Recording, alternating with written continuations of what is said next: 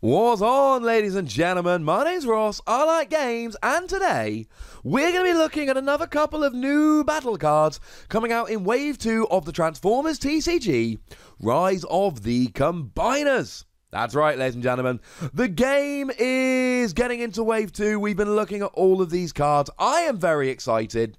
Today, we are going to be focusing on a pair of cards that are the opposite of each other. Maybe it's bold you're looking for, maybe it's tough you're looking for. Either way, ladies and gentlemen, I've got your back. Speaking of which, starting off with Backup Beam, it is an upgrade weapon that gives you bold 2. When you are attacking, you get to flip 2 more battle cards. You have a blue pip, which gives you +1 defense if flipped when you are defending, which there's 2 ways you can go with this. On the one hand, yay, gives me a little bit of help defending when it's primarily an attacking card. I quite like this. And the other thing is, no, I want an attacking deck. That's why I'm playing bold 2. I don't want a blue icon, I want an orange icon, gosh darn it. That, ladies and gentlemen, is up to you to decide. But we also have a green icon here. The green icon says that if you flip this card while attacking or defending, at the end of the battle you may scrap a card from your hand and pick this up. So basically swap a card in your hand from this. Although you can only use 1 green icon per battle, you cannot scrap 2 cards and pick 2 up. It is a very much one thing. So, hang on a second. Doesn't this look a little bit familiar? And it gosh darn well should. It is exceedingly similar to Flamethrower. Flamethrower also is an upgrade weapon that also gives you bold 2, but it has that orange icon we covet. And frankly, ladies and gentlemen, it all comes down to what icons do you want? So if you're going full attacking, I said a moment ago we'd rather have the orange icon. Well, Flamethrower has the orange icon. So you could just go, right, I'm going full attack and I'm going Flamethrower. If, however, you're in more of a defensive mood, you want more of a balanced deck, then going for Backup Beam is probably the way to go. Here's the thing. You've also got a green icon here. And green icon is wonderful for the reasons I said earlier. I've mentioned this in a couple of videos, but you draw 1 card at the beginning of your turn. And then you flip at least 2 cards while attacking, more if you got bold. And at least 2 cards while defending, more if you've got tough. So you're more likely to scrap a card attacking or defending than you are to draw into it.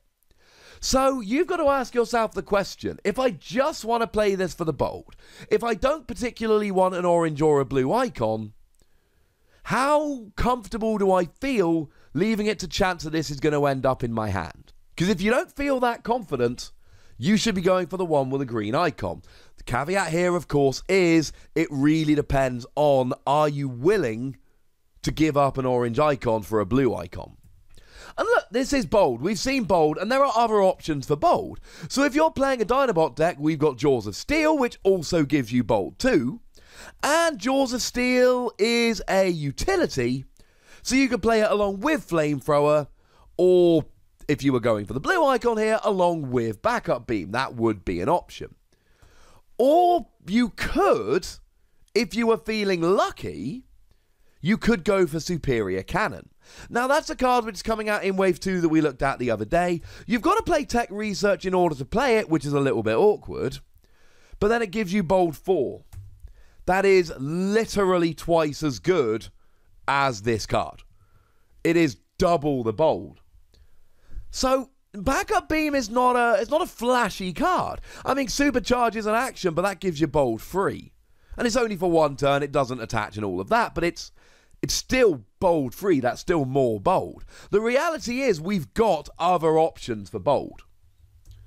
But we don't have a huge amount of options for bold that have a green icon, and that is where this really makes its money.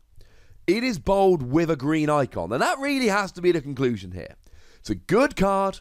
It doesn't really have the pip we want. It doesn't give you as much bold as other cards, but the green icon means that you can be comfortable finding it pretty much in every game.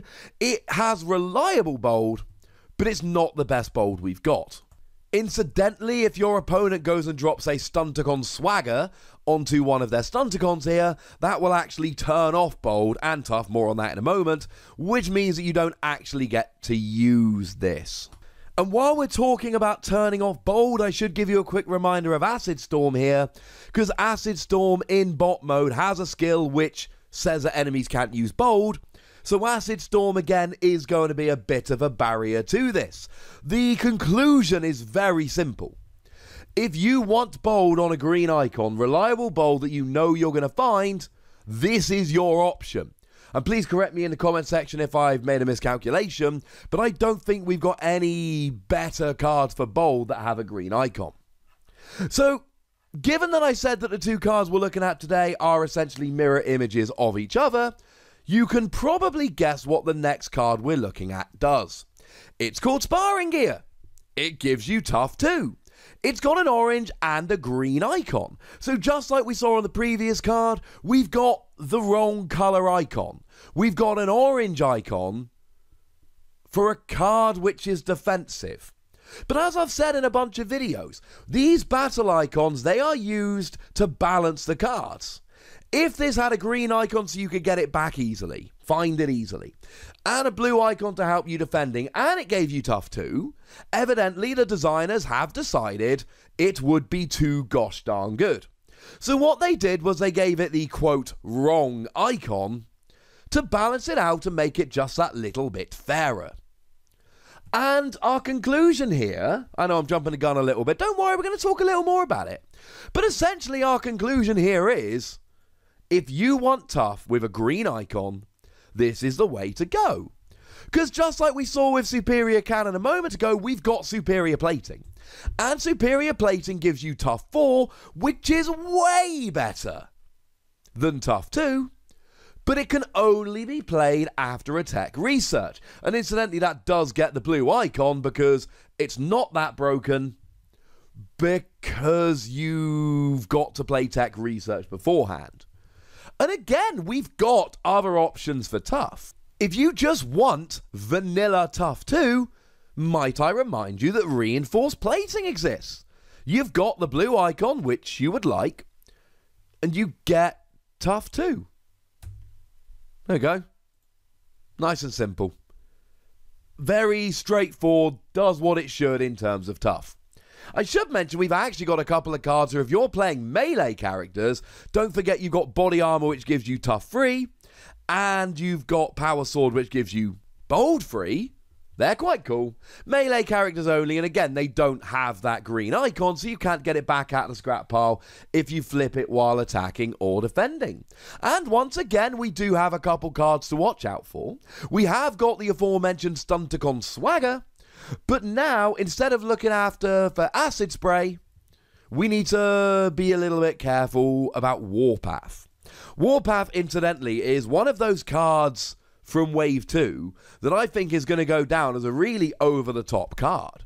It's only a 6 cost, which is fairly cheap. It's a tank, so it's got all of these great little advantages, and it stops your opponent using tough. Warpath, pretty gosh darned good. Plus, it's also got Pierce 2, and you get to do damage when you're in ult mode. You get to do damage to your opponent for each double blue they've got in the scrap pile. Big fan of Warpath. Here's the thing, though. I'm not as much of a fan of Sparring Gear as I was of Backup Beam. Because you see, the best thing about these cards, make no mistake about it, green icon. You can find them. That's what's good. But we got a couple of things that can find armor way, way more easily. We've got Hunker Down. When you play it, you flip all of your tanks into tank mode, or your characters that can be tanks into tank mode, and then you attach an armor from your scrap pile to each of them. Now, you could use that for Sparring Gear here, but you could use Superior Plating just as easily. And that's way better. Similarly, we've got Jetfire. When you flip it into bot mode, you get to take an armor or utility from your scrap pile and attach it to Jetfire. Now, you can't do that for weapons, but you can do it for armor and utility. So, I'm just not a huge fan of this card. Look, if you're not playing those cards that can cheat the armor on, and you really want to find it, you've got the green icon, Life is Good. but we have better options a lot of the time. These cards are fine. If you want reliable, bold and tough, if you really want to rely on them, we've got the green icon. But we've also got other options which are slightly less reliable, but they are better. And we've got ways to stop bold and tough. So I suppose the question is, how much do you need it? How much do you need it to be reliable?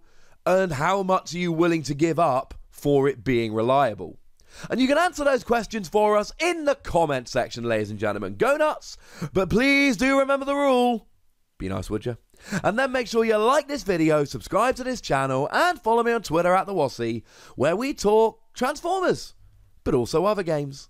But by far the most important thing, as always, look after yourselves till next time.